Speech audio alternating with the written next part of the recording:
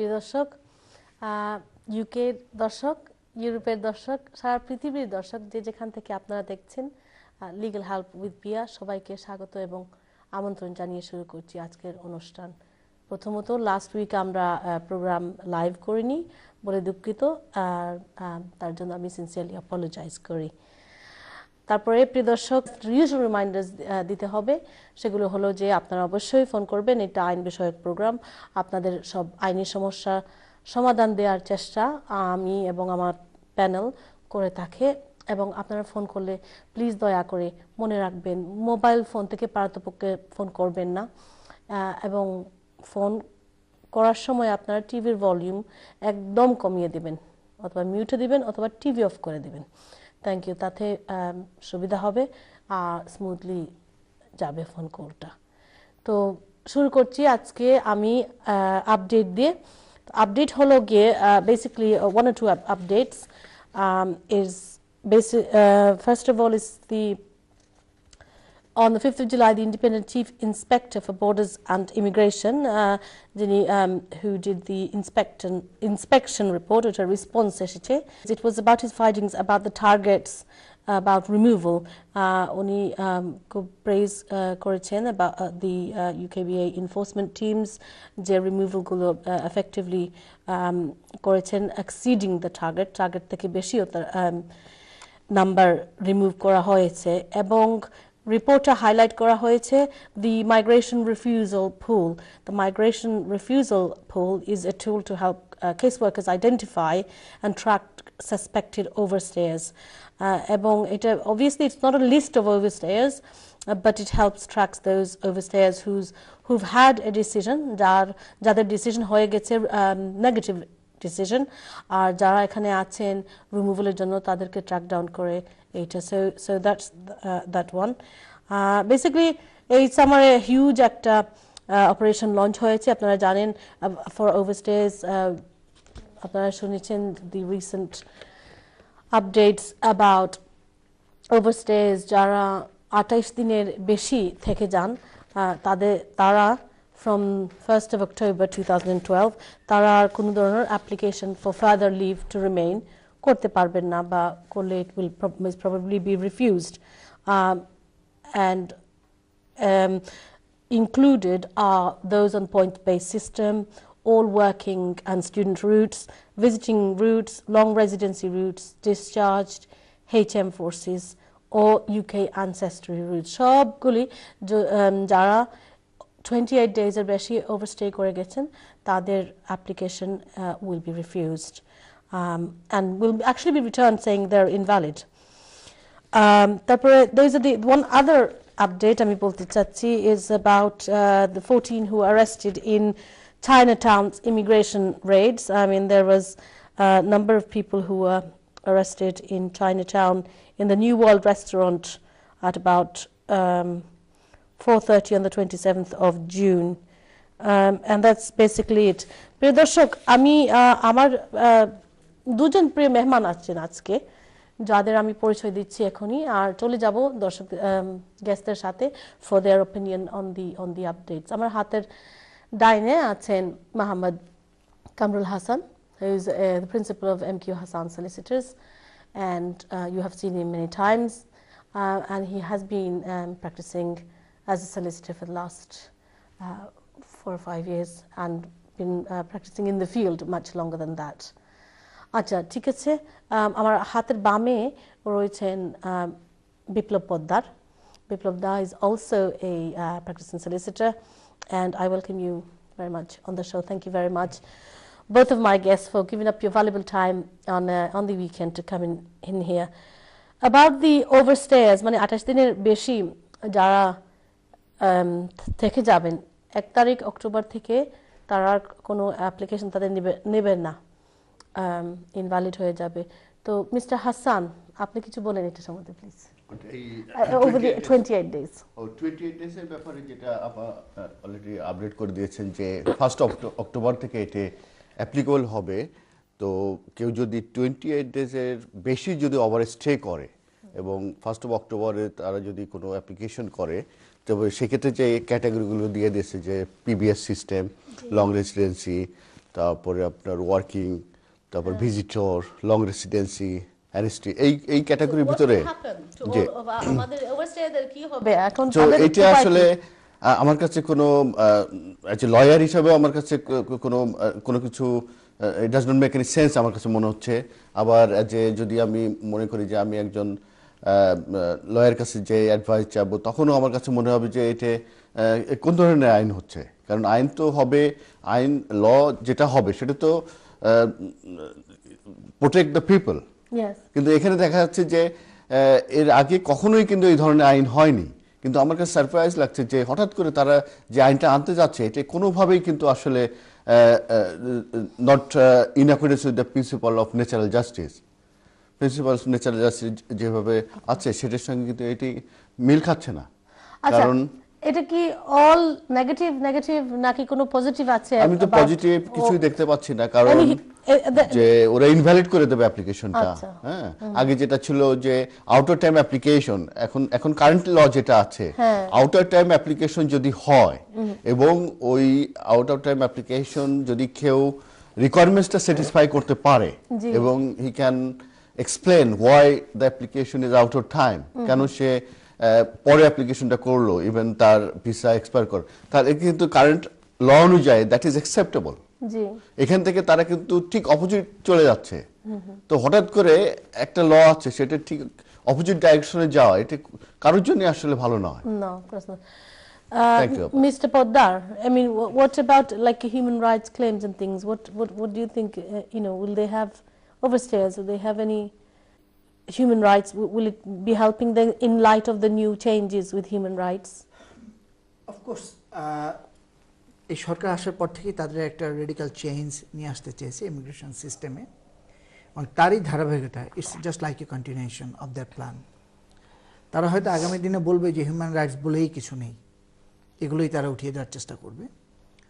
তো এর জন্য আপনারা দুজনেই যেভাবে সুন্দরভাবে সামারাইজ করেছেন, আমি আপনাদের সাথে সম্পূর্ণ একমত। এবং আমি আজকে দু একটি কথা বলবো, সেটা হলো আমরা যারা আছি এই সোসাইটিতে তাদের মনে রাখা উচিত যে একটা বিয়ের ব্যাপার নিয়ে 18 বছর না 21 বছর, মানে যদি নন ইউ সিটিজেন হয় তাদের জন্য এক নিয়ম, আর যদি ব্রিটিশ হয় তাদের জন্য আরেক নিয়ম। এটা কিন্তু কোর্টে সরকার হেরেছে এবং তারা ব্যাক টু দ্য প্যাভিলিয়ন। এবং বর্তমানে যে কিছু চেঞ্জেস আমরা যেটা পরবর্তী পর্যায়ে আলোচনা করব আমি আশা করি, এবং এইসব হিউম্যান রাইটস এবং এই যে ওভারস্টের যেটা অলরেডি ভাই বলেছেন যে question of natural justice, question of principle of the law, তো সেটা যদি হয় আমার মনে হয় একটা কমিউনিটি থেকে দায়িত্ব নেওয়া উচিত, এবং যারা সিনিয়র সলিসিটার্স রয়েছেন বা প্র্যাকটিসিং বেস্টার রয়েছেন তাদেরও একটা দায়িত্ব নেওয়া উচিত।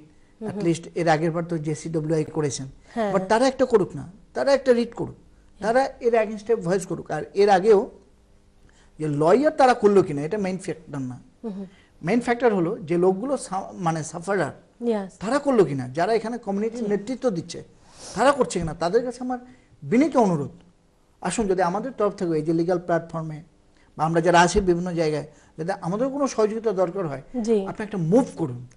আদারওয়াইজ হিউম্যান রাইটস এবং আরো অনেক বড় বড় কঠিন ল আসতে পারে যেটা হিউম্যান রাইটস বলেই কিছু থাকবে কিনা আমি I am in doubt. Ji, thank you very much. My last comment on this will be that basically, when something severely wrong like this happens, lawyer to bolbe because they know the law. Kintu jokhon simple sadharon manush jokhon bole it's wrong. Jokhon English people themselves are saying it's wrong. How can you keep apart husband and wife or family? How can you do that because of income and things like that? So as Mr. Hassan says, it flies in the face of natural justice. And of course, even those who are not affected, Ami Bolbo, they should be involved, because Martin Luther King once said, I can't remember the whole quote, but he said something like, you see, when they did this to other people, I didn't say anything. When they did this to other people, I didn't say anything. When they did it to me, nobody says something for me. So therefore, we should also always stand against justice. That's not exactly the way he said it, but that was the essence of what he said. তো প্রিয় দর্শক, দেখি আমরা phone লাইনে কেউ আছে কিনা। Hello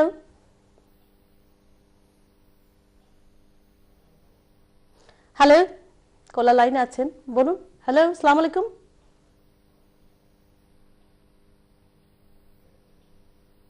hello কলার,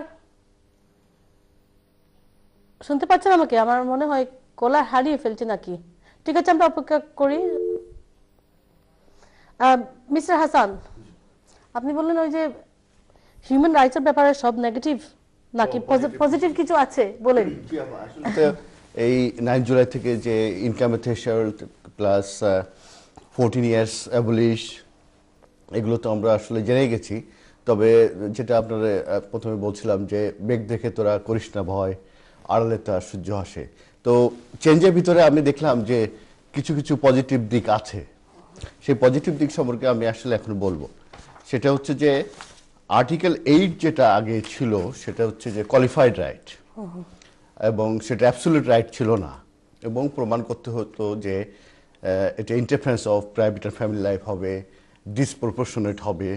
সেই ক্ষেত্রে এই 9 জুলাইয়ের যে অ্যামেন্ডমেন্টটা হচ্ছে সেখানে আমি কিছুটা পজিটিভ দেখতে পেলাম যে এতে ওরা অ্যাবসলিউট রাইট হিসাবে ওরা রুলসে নিয়ে আসতে যাচ্ছে। তো রুলসে সেই যে রুলটা চেঞ্জ হচ্ছে সেটা হচ্ছে 276ADE। 276ADE তে যেটা বলা হয়েছে যে কোনো আন্ডার এজ যদি 7 ইয়ার্স এদের কন্টিনিউয়াসলি থাকে তাহলে সেই ক্ষেত্রে যে তাকে লিভ টু রিমেইন দেয়া হবে। আবার আরেকটা যেটা বলছে যারা ওভার 18 বিটুইন 25, তারা যদি হাফ অফ 25 যদি থাকে, মানে 12.5 ইয়ার যদি থাকে, তাদেরকে লিভ টু রিমেইন দেয়া হবে। আর ওখানে 14 ইয়ার্সটা অ্যাবলিশ হয়ে গেছে, হয়ে ওটা 20 ইয়ার্সে চলে গেছে। তো এইটা কিন্তু এই যে 7 ইয়ার্স যদি একটা বাচ্চা এদেশে থাকে, যেটা 7 ইয়ার্স রুল যেটা ছিল, কনস্টিটিউশন ছিল 2000 এটা অ্যাবলিশ হয়ে গেছিল, তবে তখন কিন্তু তারা প্রমিস করেছিল যে এটা আমরা আর্টিকেল 8 এ কিন্তু কনসিডারেশন নিব। কিন্তু আর্টিকেল 8 এ যখন আমরা কোনো অ্যাপ্লিকেশন করতাম ওরা কিন্তু রিফিউজ করে দিত, এবং ওরা পরবর্তীতে যখন section 55 of border citizenship act 2009 এ যখন 55 আনলো, ওইটাও যখন আমরা কোট করে দিতাম যে এই বাচ্চাটা 9 ইয়ার্স আছে, then he should be granted leave to remain or indefinite leave to remain, তখন কিন্তু ওরা রিফিউজ করে দিত, বলতো যে না এর তো বাংলাদেশে যেও আপডেট যেও সে অ্যাডজাস্ট করতে পারবে, প্যারেন্টের সঙ্গে মুভ করতে হবে। এখন যেটা ল করলো এই 9 জুলাই থেকে যেটা অ্যাপ্লিকেবল হবে সেটা হচ্ছে 276ADE। সেখানে বলে দেওয়া হচ্ছে যে কেউ যদি কোনো বাচ্চা যারা আন্ডার এজ 7 ইয়ার্স কন্টিনিউয়াসলি যদি থাকে, then they will be granted leave to remain. এবং যেটা বললাম যে বিলো 25 হলে যদি তারা হাফ অফ দ্য 25 যদি এখানে থাকে তারাও হবে। আর আরেকটা জিনিস খুব কনফিউজিং হচ্ছে ইদানিংকালে, সেটা হচ্ছে যে 10 ইয়ার্স আছে কি আছে না, এটা ক্লিয়ার যে বিপ্লব যে এটা আছে রিমেইন 10 ইয়ার্স কিন্তু আনচেঞ্জ, এতে কনফিউশন আর কিছু নেই। এই আমরা শুনছিলাম যে এর আগে যাই হোক কীভাবে নাকি প্রচার হয়ে গেছে এটা নাকি নেই। তো আমি দর্শকরা বলছি যে আপনারা 10 ইয়ার্স আছে, আর্টিকেল 8 আগে যেটা ছিল তার থেকে স্ট্রংলি আবার এসে গেছে 9 জুলাই থেকে। যদি আপনাদের কোনো বাচ্চা 7 ইয়ার্স থেকে কন্টিনিউয়াসলি থাকে, দেন ইউ উইল হ্যাভ, সে বাচ্চাটার একটা রাইট হবে। তবে এখানে কিন্তু বলে দেওয়া নেই যে বাবা মার কি হবে। তবে আমার মনে হয় 9 জুলাইয়ের পরে নিশ্চয়ই আরো ক্লিয়ার ওরা ডিটেলস গাইডেন্স দেবে। আর যদি বাচ্চা রিমুভ না হতে পারে তাহলে ডেফিনেটলি বাবা মারও এখানে থাকতে হবে যে সোল কেয়ারার হিসাবে। আর আরেকটা জিনিস আমি বলি, কনফিউশন হয়ে গেছিল যে থ্রেশহোল্ডের ব্যাপারে। থ্রেশহোল্ডে 18,600 এর কথা বলছে ঠিকই, যদি কেউ এখানে থাকার যদি আসার পরে যদি রিকোয়ারমেন্টস ফুলফিল না করতে পারে, সেই ক্ষেত্রে কিন্তু আর্টিকেল 8 তাকে প্রোটেকশন দেবে। তাকে ওই 5 ইয়ার্সের রুট না যেয়ে তাকে 10 ইয়ার্সের রুটে চলে যেতে হবে। 10 ইয়ার্স মানে 2.5 ইয়ার্স 2.5 ইয়ার্স, এইভাবে দেখা যায় 10 ইয়ার্স পরে যে ওই স্পাউস যদি এই আন্ডার আর্টিকেল 8 যদি দেখাতে পারে যে এটা he has private family life in the UK, then 10 years রুটে যে আইএলআর পাবে। তার মানে কি, যদি ইনকাম যদি কেউ স্যাটিসফাই না করতে পারে, থ্রেশহোল্ড যদি স্যাটিসফাই না করতে পারে, তাহলে কিন্তু একটা ওয়ে থাকছে। কিন্তু তো এই যে আমি বললাম যে মেঘ দেখে তোরা করিস না, আলো তোর সূর্য হাসে, তো কিছু কিছু জিনিস পজিটিভ আছে আসলে। ঠিক আছে, থ্যাংক ইউ ভেরি মাচ এই পজিটিভ ইনফরমেশনের জন্য। আমরা চলে যাচ্ছি ফোন লাইনে, অনেক সময় থেকে অপেক্ষা করছেন। হ্যালো, আসসালামু আলাইকুম। হ্যালো, আসসালামু আলাইকুম কলার। ওয়ালাইকুম সালাম। জি, শুনতে পাচ্ছেন আমাকে? জি, শুনতে পাচ্ছি, বলুন। আমি আসলে ছিলাম তো আমার ইসের ব্যাপারে, আমার ইমিগ্রেশন স্ট্যাটাস নেই, কারণ আমি এই 7 বছর ওভার স্টার হয়ে গেছি। আর আমার ওয়াইফ লিভ টু রিমেন, আর আমার একটা বাচ্চা আছে 4 মাস বয়স। জি, তো এখন আমি আসলে কি করতে পারি? আমি আপনার ওয়াইফ লিভ টু রিমেইন কি কোন ক্যাটাগরিতে পেয়েছেন? আমার ওয়াইফ পার্মানেন্ট রেসিডেন্সিপ দেশের সিটিজেন, ব্রিটিশ সিটিজেন? ব্রিটিশ, জি, ব্রিটিশ পাসপোর্ট না, Bangladeshi passport. Bangladesh, okay, settled here, okay. কিন্তু আপনি ওভারস্টেয়ার? আমি ওভারস্টেয়ার। জি, আপনার প্রশ্ন কি ভাইয়া? আমি এখন কি করতে পারি? আমার একটা বাচ্চা 3 মাস বয়স, 4 মাস বয়স।